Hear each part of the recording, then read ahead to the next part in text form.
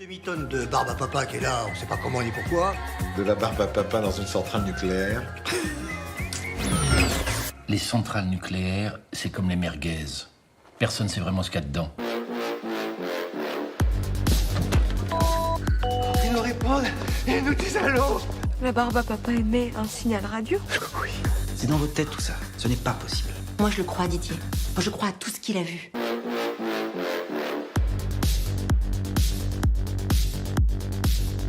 Bonjour, c'est le cinéma de papa pour une nouvelle chronique sur la série OVNI, dont la saison 2 vient de sortir sur Canal+. Et j'avais envie de revenir dessus, car la première saison déjà m'avait beaucoup plu, et cette saison est encore meilleure, je trouve.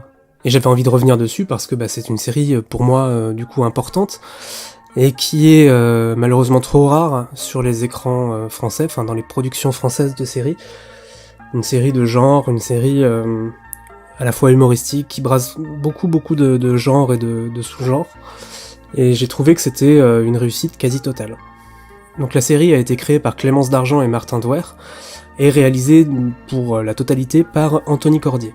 Et donc c'est la même équipe que la saison précédente, et on sent vraiment une homogénéité dans toute la série, une continuité vraiment assurée d'épisode en épisode, et on sent vraiment l'esprit troupe au sein de cette création de série.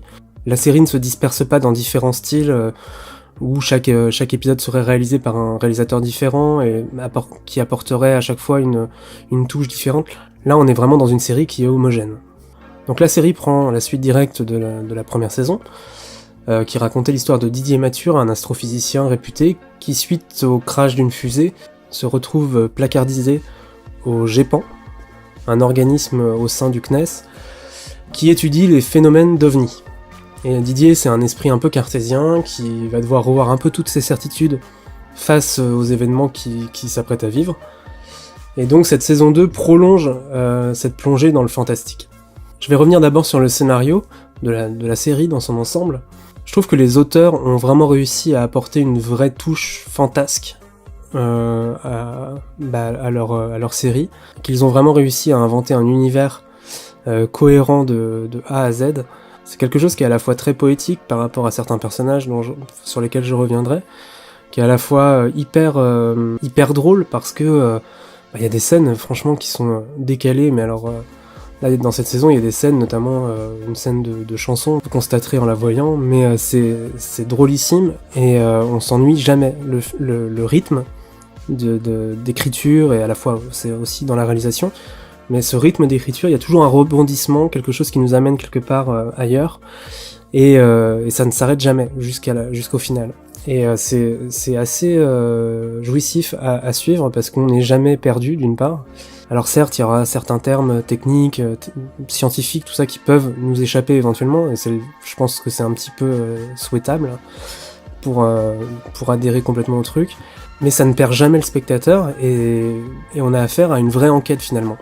Parce que sous ces airs drôles, un peu foutraque et tout, la série est hyper pointue finalement sur cette partie enquête qui se tient de A à Z. Et quelque part, alors je sais pas si c'est une inspiration des auteurs ni rien, mais au final j'avais l'impression d'être devant une sorte de Dark, la série allemande qui était sortie sur Netflix, un peu à la sauce OSS 117, avec ce travail d'humour, de reconstitution aussi, et de pastiche aussi des années 60-70. Et c'est une réussite totale à mon sens, parce que on retombe toujours sur nos pattes dans le récit, on est vraiment accroché aux personnages, on aime les personnages, ils sont super bien écrits, et puis surtout on est vraiment impatient de voir l'aboutissement de tout ça. Et cette saison, plus que la précédente, remet un peu en perspective des problèmes actuels. Il y a le nucléaire est évoqué, le statut des femmes dans les hauts postes et tout ça est évoqué, on parle aussi de migration, de réfugiés, tout ça.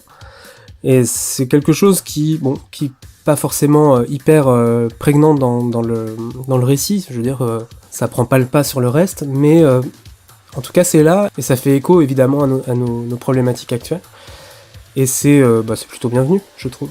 Au niveau de la réalisation, du coup c'est Anthony Cordier qui avait réalisé les épisodes précédents, qui revient pour ces 12 épisodes. On sent chez lui vraiment tout le plaisir qui peut être le sien à être à la tête de cette réalisation.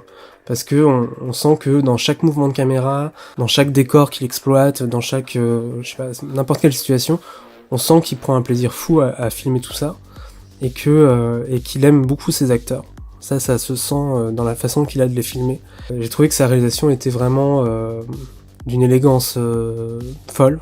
C'est ce que j'avais senti déjà sur la première saison, mais là je trouve qu'il a poussé encore plus loin certaines choses. Évidemment, il va vers un côté rétro de temps en temps, mais à la fois il apporte quand même beaucoup de modernité, qu'on retrouve par-ci par-là. On sent aussi, peut-être que je me trompe, peut-être que ce ne sont pas du tout des influences pour lui, mais des touches un petit peu de Spielberg aussi. Alors Spielberg était évoqué dans la première saison, mais là j'ai l'impression qu'il y a certaines scènes, notamment de nuit, qui font beaucoup penser à Rencontre du troisième type, à toute une galerie de films auxquels Spielberg est rattaché, E.T., etc. Moi je m'y retrouve totalement en fait dans ce genre d'influence, donc j'étais vachement pris dedans. Il y a un gros travail de reconstitution, que ce soit les décors, la direction artistique est dingue, enfin, en termes de couleurs, en termes d'accessoires, en termes de décors, tout est de costumes, tout est vraiment juste, tout tombe vraiment comme il faut. Ça fait penser un petit peu à ce que Michel Hazanavicius a pu faire avec ses 2 premiers OSS, dans cette façon de croquer un petit peu l'époque qu'il raconte, les codes visuels aussi qui étaient ceux de l'époque. Et je trouve qu'Anthony Cordier le rend très très bien, en fait, que ce soit en termes de rythme, en termes d'image, en termes de narration pure, en fait, je trouve que ça passe vraiment très bien. On a la musique de Tilassine aussi qui apporte beaucoup à l'ambiance générale, à l'œuvre globale. Cette touche de synthé, voilà, qui apporte un petit côté aussi rétro finalement à la série.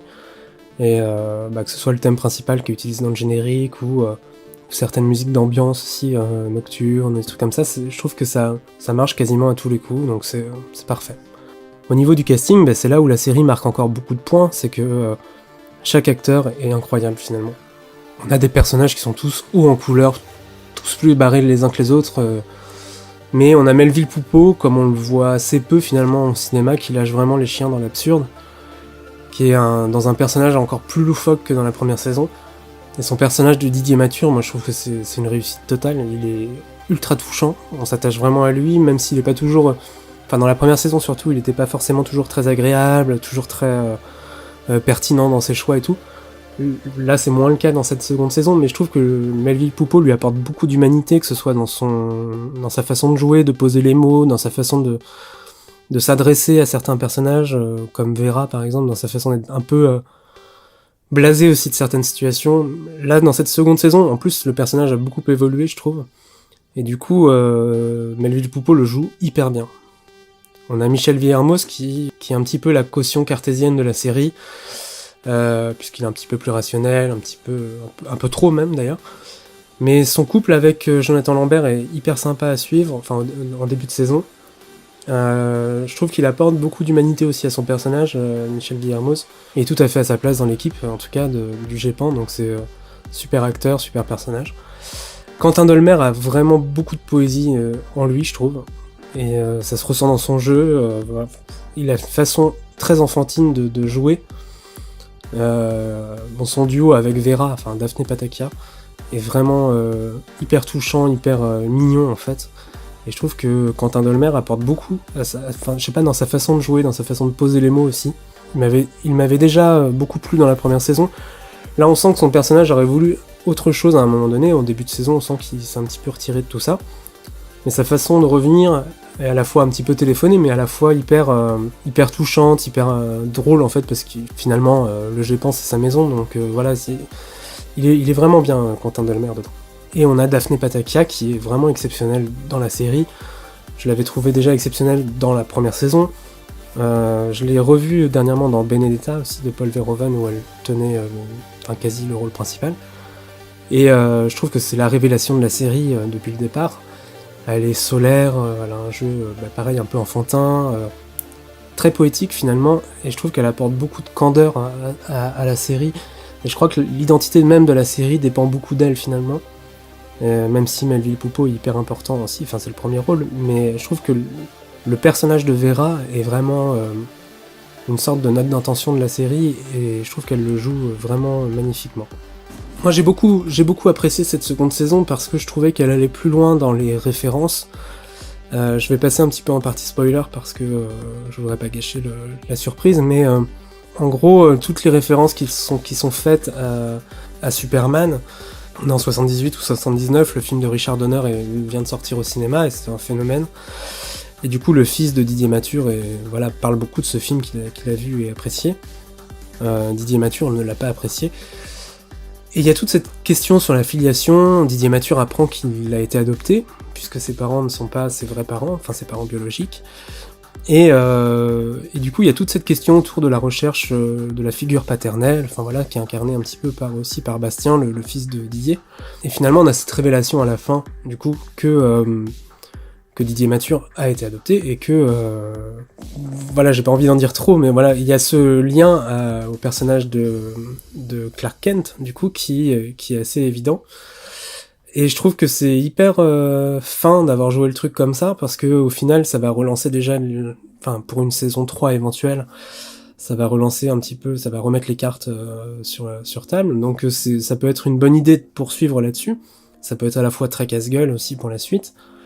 Mais en tout cas, j'ai trouvé que c'était hyper classe, que le final m'a foutu vraiment des frissons, parce que je le voyais pas du tout venir, à part 5 minutes avant, où je me suis dit, oh là, du coup, par rapport aux révélations du personnage de Nicole Garcia, d'accord, ok, peut-être que... Et au final, ça m'a vraiment pris, j'ai vraiment trouvé que c'était une très bonne idée. Maintenant, il va falloir assurer derrière pour faire de cette bonne idée une ligne directrice pour la suite, et j'attends du coup la saison 3 avec une grande impatience, et j'espère qu'elle saura répondre vraiment à ces questions. Donc moi je trouve que c'est une série ultra essentielle, qui rappelle vraiment qu'en France on sait faire des séries de genre, qu'on sait faire des séries qui soient classe, qui soit poétique, qui soit un mélange de plusieurs genres et qui arrive à faire une identité vraiment propre, quelque chose de très marqué. Et je trouve que Clémence D'Argent, Martin Douer, Anthony Cordier ont fait un super boulot et que leurs acteurs sont magnifiques dedans, et que c'est une série qui m'a énormément plu, et que sous ses apparences un peu légères, un petit peu je trouve qu'elle raconte beaucoup de choses, que rien que dans son respect de ses personnages, dans sa façon d'aimer ses personnages, elle vaut le détour. Et puis c'est une série qui est vraiment hilarante. Donc voilà. Donc je vous conseille d'aller voir OVNI si ce n'est pas fait. La première saison est toujours disponible, je crois, sur MyCanal. La deuxième saison vient de sortir sur MyCanal aussi. N'hésitez pas à vous faire ou vous refaire tous les épisodes et à venir laisser un commentaire ce que vous en aurez pensé. Et n'hésitez pas à vous abonner à la chaîne. Voilà, je vous souhaite une bonne journée. Ciao.